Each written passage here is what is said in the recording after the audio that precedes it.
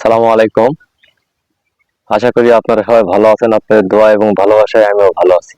আজকে যে বিষয়টা নিয়ে কথা বলবো সেই বিষয়টা হলো এখন বর্তমান বাংলার চৈত্র মাস, সম্ভবত আজকে 2 তারিখ। এখন কি কি ফসল রোপণ করা যায়? আসলে চাষ ব্যবস্থাপনা নিয়ে দুইটা কথা বলবো। আপনারা ইতিমধ্যে জানেন, আপনাদের অনেক কিছু আমরা জানানোর চেষ্টা করতেছি। আমরা যেটা জানি সেটা জানানোর চেষ্টা করতেছি, যদি আপনাদের উপকার হয়। এর ফাঁকে আপনাদের মাধ্যমে যে আমারও যদি কিছু উপকার হয়। আজকে যে চাষ ব্যবস্থাপনার কথা বলবো, সেই চাষ ব্যবস্থা যদি প্রথম কথা বলি, তাহলে এই সময় বাংলার চৈত্র বৈশাখ মাসে আমরা সাধারণত মরিচ রোপণ করতে পারি। লাভজনক চাষের মধ্যে মরিচ চাষ করতে পারি আমরা।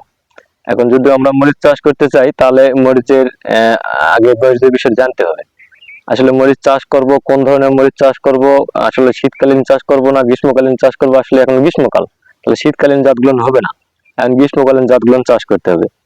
এখন যদি আমরা গ্রীষ্মকালীন জাত চাষ করতে চাই, তাহলে আমরা কি দিয়ে চাষ করব? আসলে আমরা বীজ কিনে চারা করে চাষ করব, নাকি রেডি চারা কিনবো?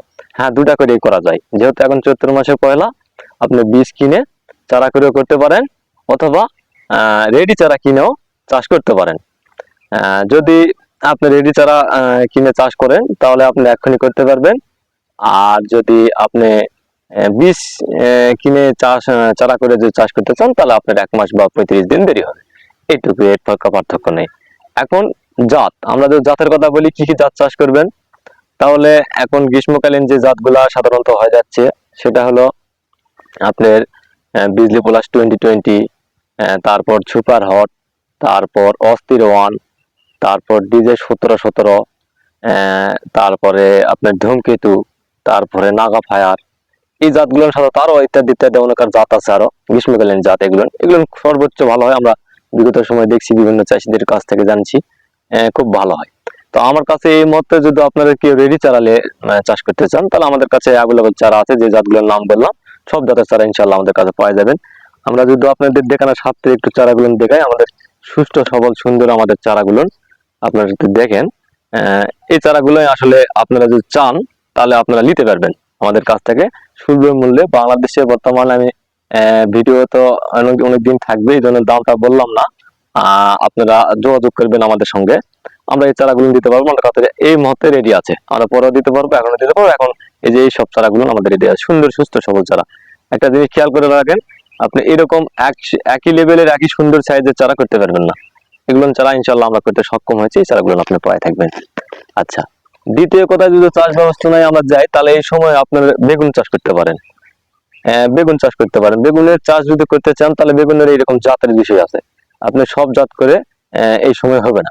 তাহলে এই সময় কি করবেন, আপনি এই সময় গ্রিন বল করতে পারেন, প্রীতম করতে পারেন, তারপরে ভেঞ্চুরা করতে পারেন, তারপরে আপনার হলো ললিতা করতে পারেন। আমাদের কাছে এই যে জাতগুলোর নাম বললাম, ইনশাল্লাহ আমাদের কাছে বেগুনের চারাগুলো আমাদের কাছে ইনশাল্লাহ রেডি আছে।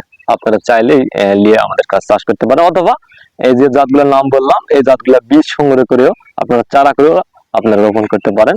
এগুলো খুব ভালো উন্নত মানের জাত এবং গোটা বাংলাদেশে চাষাবাদ যোগ্য। এই সময় আরেকটা লাভজনক চাষের মধ্যে, আমি কিন্তু যেগুলো লাভ হবে, চাষ তো সবই করা যায়, যেগুলো লাভজনক চাষ সেই চাষগুলো নিয়ে কথা বলতেছিলাম। মানে এই সময় চাষ করে যেগুলো লাভ করা যায় আর কি, এর মধ্যে আমার কাছে যেগুলো মনে হয়েছে যে এগুলো বেশি ভালো লাভজনক, সেগুলো নিয়ে কথা বলতে চাচ্ছিলাম। এর মধ্যে যদি লাভজনক চাষের কথা বলি, তাহলে এখন এই সময় মানে বাংলার চৈত্র মাসের পয়লা বা 7 দিন বা 10 দিন যে যায় আর কি, এই সময় যদি আপনারা পেঁপে রোপণ করতে পারেন, তাহলে সর্বোচ্চ লাভবান হওয়া যায়। এখন পেঁপের যদি আপনি পেঁপে যদি রোপণ করতে চান, তাহলে আপনারা যদি বলেন যে তাহলে কি জাত করব, হ্যাঁ এটাও একটা কথা, কি জাত করব, বীজ কিনে করব না চারা কিনে করব। পেঁপের ক্ষেত্রে আমি যেমন মরিচে বললাম, বেগুনে বললাম, যে বীজ কিনে চারা করে তারপরে করবেন, এবং চারা কিনেও করতে পারেন। কিন্তু পেঁপের ক্ষেত্রে এখন আপনারা চারা করতে পারেন, বীজ কিনতে আর পারবেন না, কারণ এটার সময় শেষ সময়। এখন আপনাদের যেখান থেকে চারা কিনেন, রেডি চারা কিনতে হবে। এখন যদি আপনি বীজ কিনেন, তাহলে অনেক লেট হয়ে যাবে, সে যেহেতু পেঁপে এমন বাণিজ্যিক চাষের ক্ষেত্রে একটু সমস্যা হয়। তারপরে যদি মনে করেন যে আমি একটু বীজ কিনেই চাষ করবো, তাহলে জাতগুলোর নাম বলেন।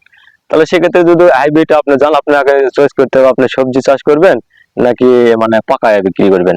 যদি পাকায় বিক্রি করেন, তাহলে হাইব্রিডের মধ্যে জাত আছে রেড লেডি, আমাদের বিশ্ববিখ্যাত জাত টপ লেডি, রেড গান 2, এরকম ইত্যাদি ইত্যাদি আপনি এই জাতগুলো পাকায় বেচতে পারবেন। যদি আপনি সবজিতে যান তাহলে হাইব্রিডের মধ্যে যদি আপনি চাষ করেন তাহলে আপনি চাষ করতে পারবেন গ্রিন লেডি, ফার্স্ট লেডি, তারপরে আপনি সুইট লেডি, বাবু, এই জাতগুলো আপনারা চাষ করতে পারবেন। সেটা হলো সবজির জন্য।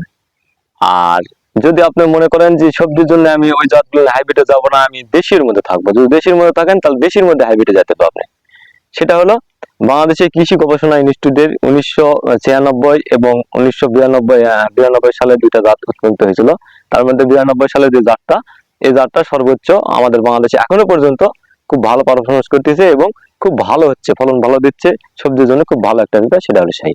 আমার কাছে ইতিমধ্যে আপনারা দেখতে পাচ্ছেন চারা আছে আমাদের কাছে ইনশাল্লাহ। এই চারাগুলো আমাদের নিজস্ব জাত, এগুলো শাহী 100% আমরা গ্যারান্টি দিয়ে চারাগুলো বিক্রি করে থাকি।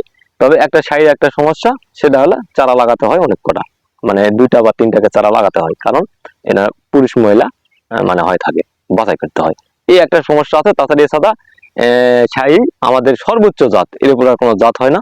তো আমি বেশি আর কথা বলবো না, আজকের মনে এই জায়গাতে শেষ করছি। আসসালামু আলাইকুম, সবাই ভালো থাকবেন।